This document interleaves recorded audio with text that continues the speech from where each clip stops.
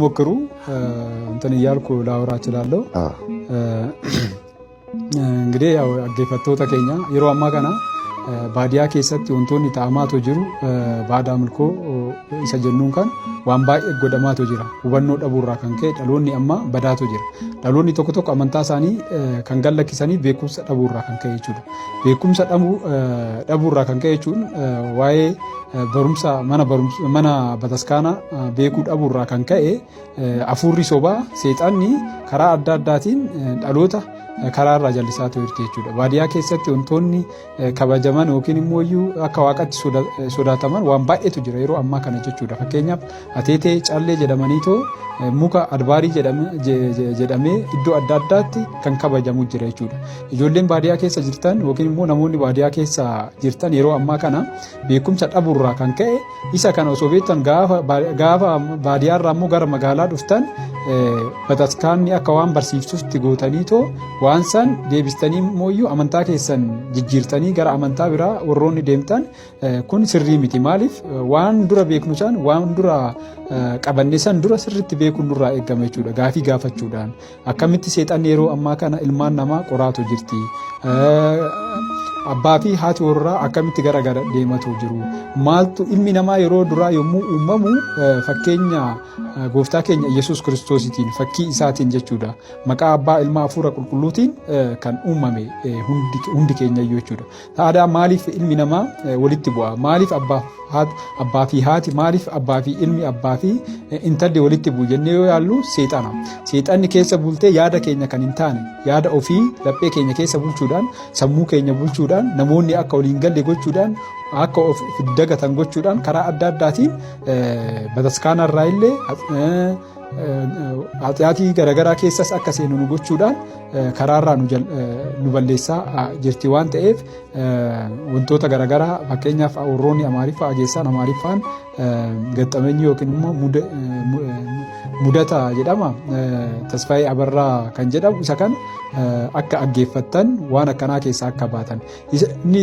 inni biraa immoo osoo dhageenye dura waan tokko murteessina dura dhaga'uudha በደንብ መስማት ነው መጀመሪያ ማለት ነው ከመስማት ነው አይደል ሁሉ ነገር ምናቀው አገፈቹዳኒ እርጋ አገፈኔ ቦዳ ዋሙርቴሱዳ ማሊፍ ረኮ አዳዳት ነው ከሰ ጀሬሮ አማ ከነ ይቹዳ ረኮ አዳዳ ሰሙ ከኝ ዋን ቶኮ ጀኔ አካ ኑፊንቶሌ ከንጎኑፍ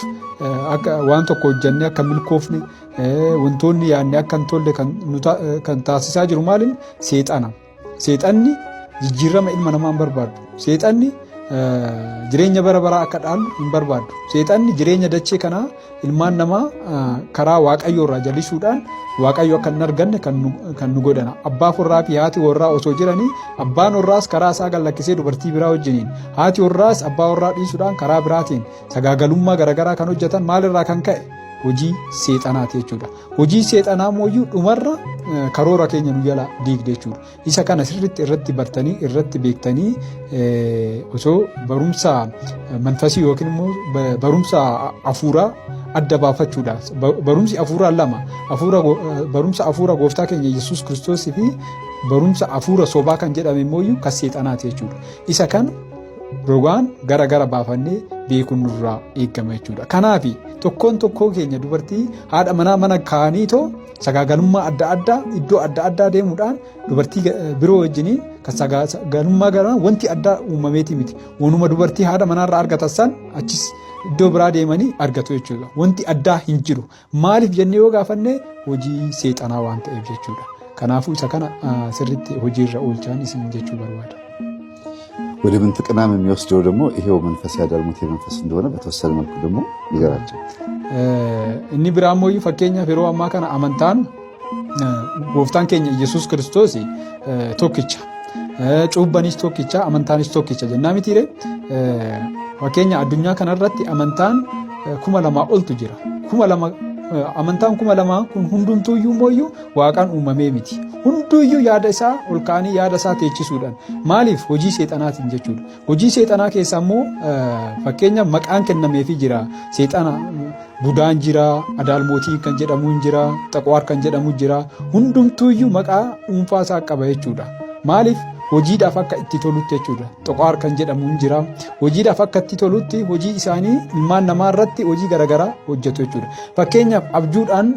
dhuftee dubartiin takka dubartii fakkaattee yommuu nu qunnamtu dubartii osoo hin taane dubartiin guyyaa yaadne sun maal inni kan guyyaa sagaagalummaa hafuurri sobaa ishiirra buleetu nu harkisee galgala immoo dhufee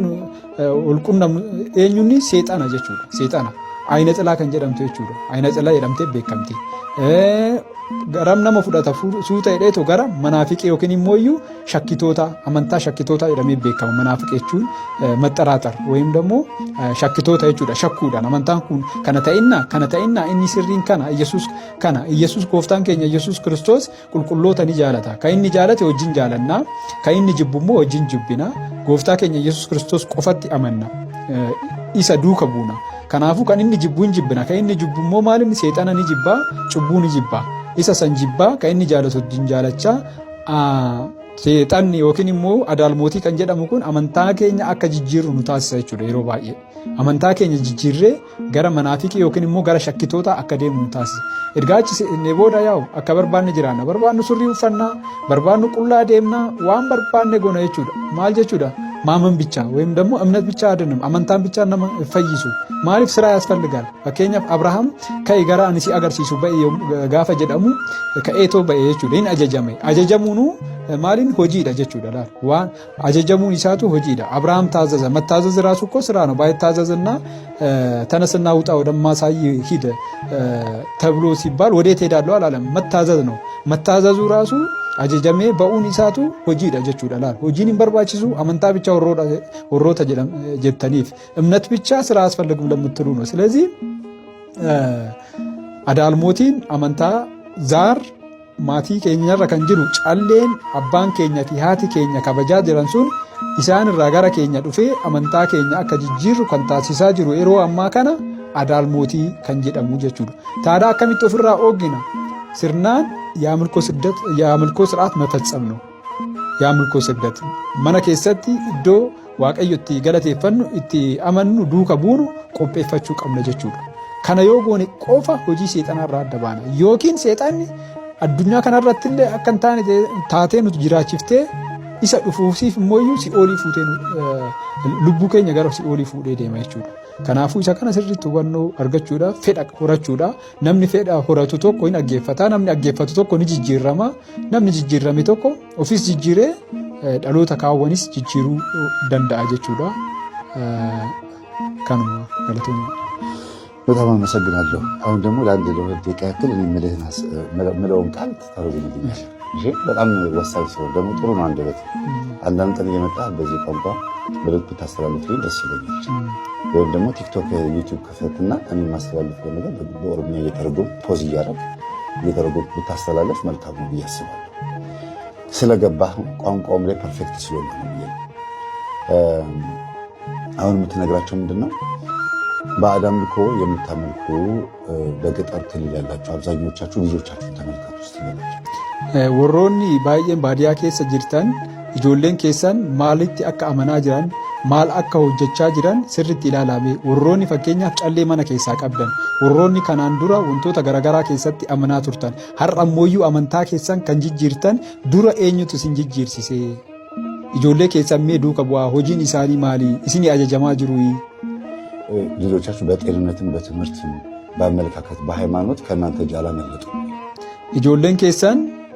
haalli amma isin irra jirtan kanaan amantaadhaan isin harkaan baane ilaalchi isaanii barumsaan isin harkaan baane ajaja keessan hordofaatoo jiru amantaadhaan gara isin harkaan baane amantaa isaanii jijjiirre kan taasisu eenyu adaalmootii kan jedhamu ዘመናዊነት ማለት